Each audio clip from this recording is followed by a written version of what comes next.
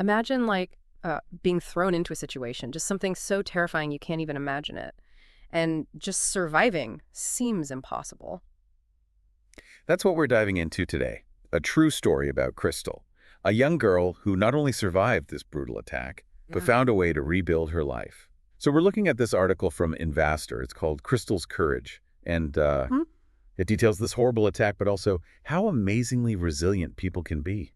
Yeah, it's true. Stories like crystals, they're not common. And that really says something. You know these stories. They make you rethink what you thought about people being resilient and the limits of what people can survive. Researchers who study this kind of thing, they say it's this mix of things like personality and social support, even specific ways people cope, Mm. that all come together to help someone survive. And not just survive, but thrive after something terrible happens. So we're not just talking about like living through it, but also the mental and emotional strength to get past something so awful.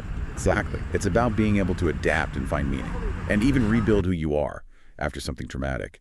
Crystal's story is a great example of this. So this story takes place in Del Rio, Texas. It seems like a normal night. 10-year-old Crystal is staying with the Harris family. It was supposed to be temporary. Before they moved to Kansas, just a regular night. Then everything changes. Crystal's asleep on the floor.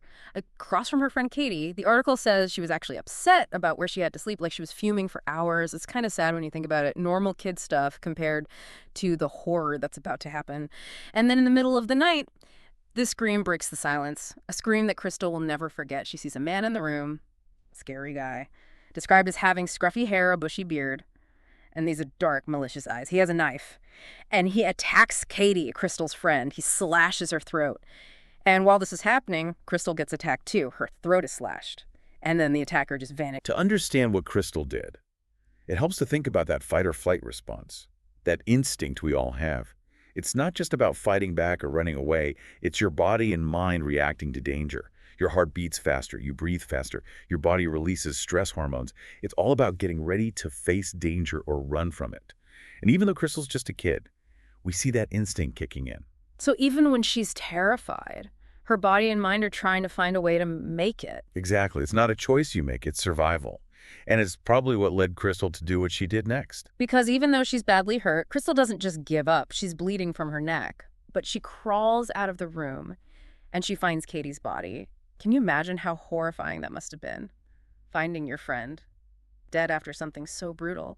But even with all the pain and terror, Crystal tries to comfort Katie. She can't talk, she can barely breathe, but she's still trying to be there for her friend. It shows how complex our reactions to trauma can be, even when she's hurt so badly. Crystal shows empathy, that need to connect with someone, even if they're gone. So with that will to live, Crystal crawls out of the house into the dark, alone, injured, terrified. Her mom gets a call. That call no parent ever wants. It's 6 in the morning, and she finds out about the attack. She rushes to the hospital in San Antonio, where Crystal's fighting for her life. It makes you wonder, where does that strength come from? That drive to keep going when all hope seems lost? Some researchers think it comes from having a sense of purpose, that belief that there's still something to live for, even when you've gone through something so awful. And Crystal had that. When she wakes up, the first thing she says is about Katie. She wants to know if her friend's okay. It's heartbreaking. But it also shows us that even with everything she's been through, she's thinking about someone else. But let's talk about how badly she was hurt. Her windpipe was slashed, her vocal cords damaged. The article says surviving was against all odds. It's amazing she even lived. Yeah, her injuries were so bad, it shows just how brutal the attack was. But it also shows how far medical care has come. The fact that she survived something so traumatic is a testament to the skill and dedication of the medical team who treated her. But Crystal's story, it doesn't end there. Yeah, the physical injuries were awful, but the emotional and psychological scars, they were just as bad, maybe even worse. And that's where the real challenge starts, right? Surviving the attack is one thing, but then there's healing and rebuilding your life. Exactly. We're talking about post-traumatic stress disorder, or PTSD. It can show up in a lot of ways, like flashbacks, nightmares, anxiety, trouble concentrating, feeling numb emotionally. It doesn't just disappear on its own. You need therapy and support to deal with those symptoms. So how do you even start to address that, especially with a child as young as Crystal? Well, there are some therapies that work for kids with PTSD. One is called trauma-focused cognitive behavioral therapy, or TFCBT. It helps kids understand and manage their thoughts and feelings connected to the trauma and learn ways to deal with triggers and flashbacks. The article mentions that Crystal's family was really important in her recovery, which makes sense, right?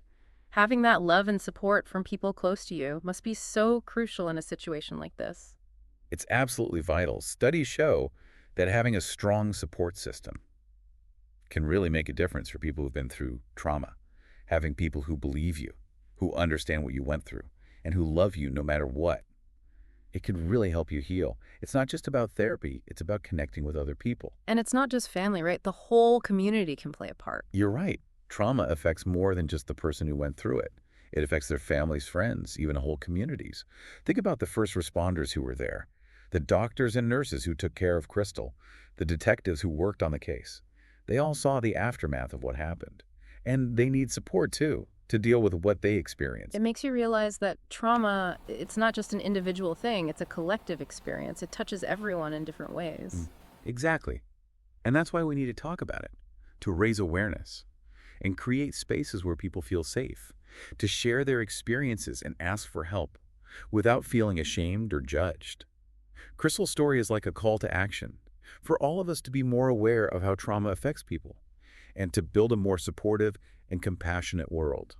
The article doesn't go into a lot of detail about how Krystal recovered, but it does say that she was able to rebuild her life. She learned to live with what happened, to find happiness and meaning, even after all the pain she went through. And I think that's the most important thing we can learn from her story. I agree. It shows how resilient we can be. It's not about forgetting or pretending that trauma didn't happen. It's about making it part of your story and finding ways to move on without letting it control you. It's about taking back your power and finding a new sense of purpose and meaning. This article doesn't say if Krystal ever got her voice back completely. But in a way, it doesn't matter. Her story speaks for itself. It shows how powerful the human spirit is, how we can overcome anything, find strength in the face of fear, and choose hope over despair. Now, as we move into the last part of our deep dive, let's think about the bigger picture of Krystal's story.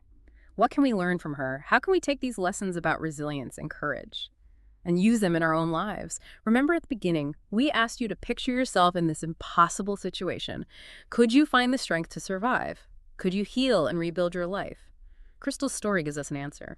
And what's interesting is her story isn't this simple happy ending. It shows how long and hard the journey is, the setbacks, just how much effort it takes to recover from that kind of trauma. Yeah, it's easy to see these survival stories and think people are superhuman, but Krystal shows us that even when something incredible happens, people are fragile, but also amazingly resilient. And that resilience, it's not about being unbreakable. It's about bending without breaking, learning to adapt and grow, Yeah. even finding new meaning. So how can we use this in our own lives? Most of us won't go through anything as horrible as Krystal, but life is full of challenges. It's like resilience is a muscle. You have to work it out. You have to push yourself to get stronger. So how do we train our resilience in everyday life? Well, it starts with knowing yourself, understanding how you react to stress, knowing what your triggers are, and finding healthy ways to cope, like mindfulness, writing in a journal, or even just talking to someone you trust. It's about having those people you can rely on, knowing you're not going through it alone. Exactly. And it's not just about getting support. It's about giving it to, being there for people who are struggling, creating a space where everyone feels supported. Krystal's story reminds us that even when things are at their worst, the human spirit can still shine through. It's about resilience, community, and the strength we all have inside us. As we wrap up this deep dive, I want you to remember this. We all have that strength within us. We can all overcome challenges. And we can all make a difference in the lives of others, even in small ways. Choose to be resilient, choose compassion, and choose to believe in the power of the human spirit.